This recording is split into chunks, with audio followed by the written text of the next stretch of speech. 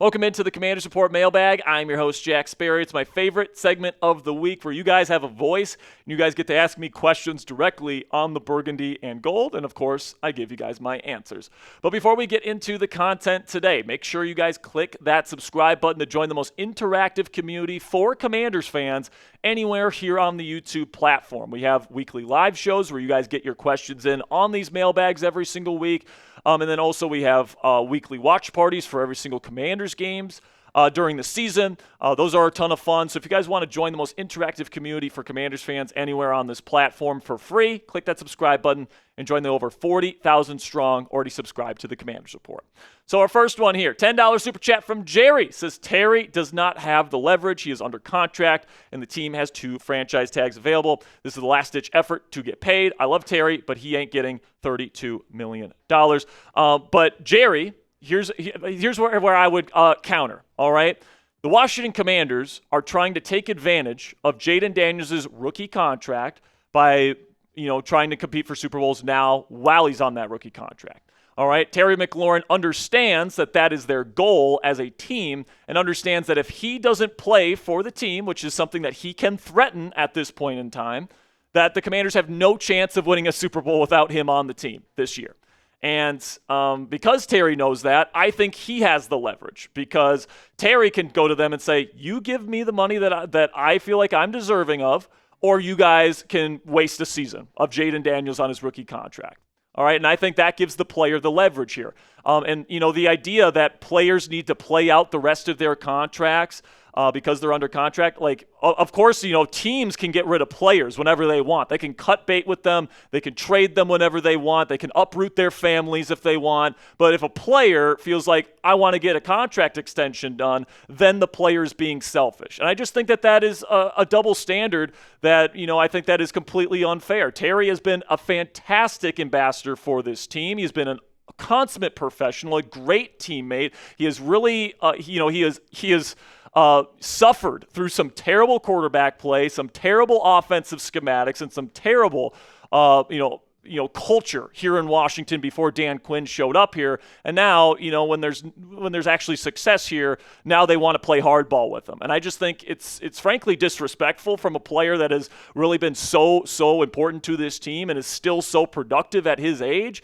And you're not paying your quarterback anything. So my thinking is pay his number one weapon. And honestly, guys, $32 million per season compared to the market, which is currently at $40 million at the top of the receiver market, is honestly not that much in terms of current standards. Then we got one from Jaden Correos here. Says, do you think Jacory Croskey-Merritt can become an Alfred Morris level player in his rookie year?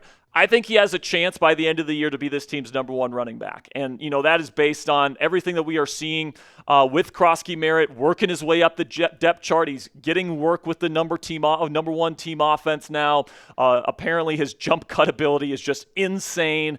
His long speed's looking really good. He's just a smooth runner and athlete, which I really love. And, people put him down their draft boards this year because he had an eligibility issue last year at Arizona. But he was the Shrine Bowl MVP this year, and he is looking damn good out there for the Washington Commanders. I think that he has a chance to be a hell of a player, and I can't wait to see what he does in the preseason this year. Then we got one from Owen Harrington. Says, is there a possibility we trade for Micah Parsons? I would love Micah Parsons on this defense, guys. He was terrific with Dan Quinn when DQ was still in Dallas. It's just not going to happen. The Dallas Cowboys, and there's just no package that the Washington Commanders can offer the Dallas Cowboys that would, make Jerry Jones and Stephen Jones accept a trade to send one of, if not the best defensive player in football to a division rival where he would have the opportunity to play the Cowboys twice a year. There's just no trade package in the world where Dallas would accept that. So as much as I would love to see Micah reunite with Dan Quinn, the possibility of him being traded to Washington is pretty close to zero. So let me know what you guys think down there in the comment section. Would you trade for Micah Parsons? Give me a yes or a no down there in the comment section. I would trade for him. I just don't think the Cowboys would trade Parsons to the Cowboys, or to the Commanders, I should say. This will be the pinned comment on today's show. YouTube's going to throw an ad break here in just a couple of seconds. And when that happens, take advantage of that time by answering today's pinned question. JG says, is the Adam Peters honeymoon over? Listen, man, it's still a work. It's still, to be determined. Jury's still out, I would say. If he can't get this Terry McLaurin deal done, I think that's going to be a major stain on his resume to this point. I think he's done a good job overall. All right, he made the right decision with quarterback at the number 2 overall pick with Jaden Daniels. Of course, he made the right decision bringing in Dan Quinn as the head coach. I think he's made a lot of really nice roster moves throughout his 2-year tenure here in Washington. And hey, this team is on the doorstep of potentially competing for a Super Bowl just 2 years removed from a 4-win season. All right, so AP overall has done a good job. But he needs to get this Terry McLaurin deal done. He needs to bring back Scary Terry and keep him here for the long term.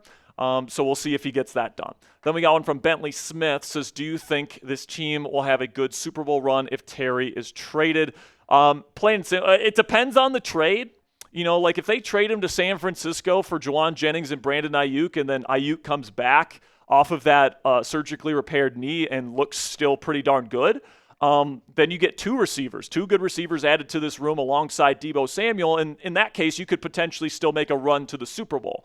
But, Terry McLaurin is an all-pro receiver. He's a do-it-all type of guy. He is obviously Jaden Daniels' favorite weapon for a good reason. He led the league in contested catch rate last year, so his hands are incredible.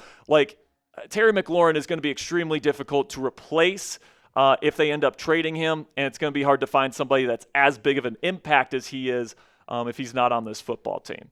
All right, before we get into the rest of the questions here on this week's mailbag, I want to give you guys an excellent opportunity to get this awesome Washington Commanders hoodie for 50% off from our friends at Fanatics today. When you go to chatsports.com/WAS hoodie, that link is down there in the comments and description of our show. And if you guys click that link and you make a purchase, Fanatics is going to send us part of the proceeds, and you guys get 50% off your hoodie. So look at that thing right there, man. You got that burgundy color, you got the patches on the side, you got the logo on the chest. I think this is a really nice looking hoodie, guys. And if you guys want to wear this on Commanders game days this year, you can get it at a great price, 50% off. And you can also help out the channel when you go to chatsports.com/WAS hoodie. Then we got one from my man Jerry again. It says, does Tyler Owens earn a starting spot at Joker or safety? So I think he's going to be more of the bandit safety or the Joker, which you allude to there.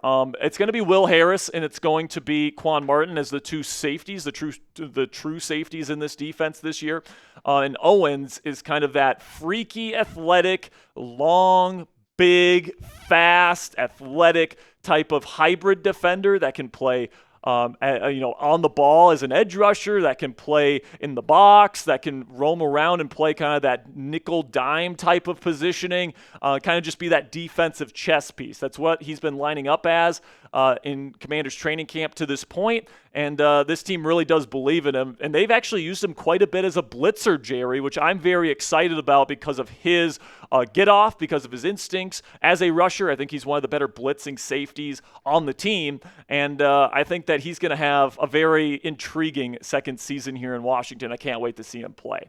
Then we got one from Iced NFL. Says, thoughts on signing Treylon Burks. So I think Burks, if I'm not mistaken, broke his collarbone or something like that. He broke something like that. So I would say no, because he stinks, 1, and then 2, he's coming off an injury.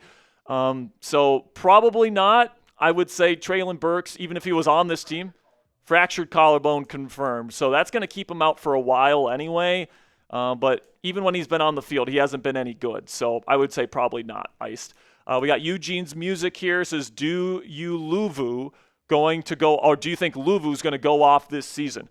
Yeah, I mean, absolutely. His role as the Sam linebacker in this 4-3 under system, essentially puts him at edge rusher. So he's going to be rushing the passer a ton. Of course, he's going to be a very important run defender, setting the edge, doing those things.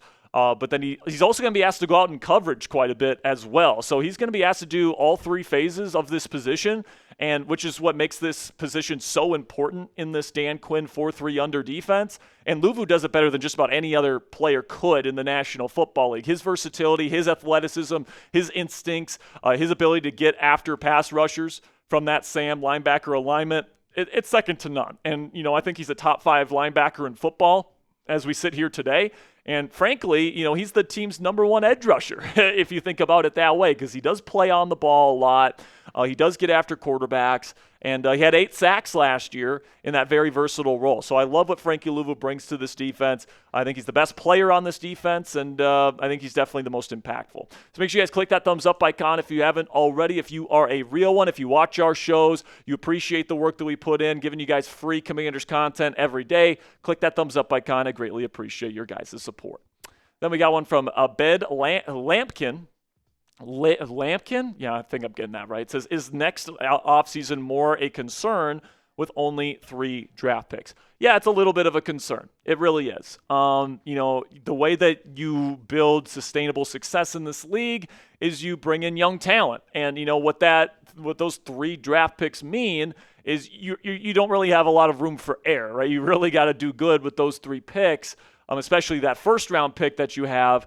And we'll see what they end up doing next year, whether they trade down to get more picks and they don't end up drafting in the first round. That's a big possibility at this point in time. Whether they trade Terry McLaurin and get draft picks for next year, we'll see.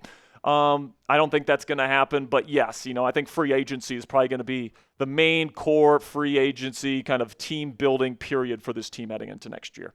Then we got JG here. It says, who is the leading candidate on the Commanders for offensive line man of the year?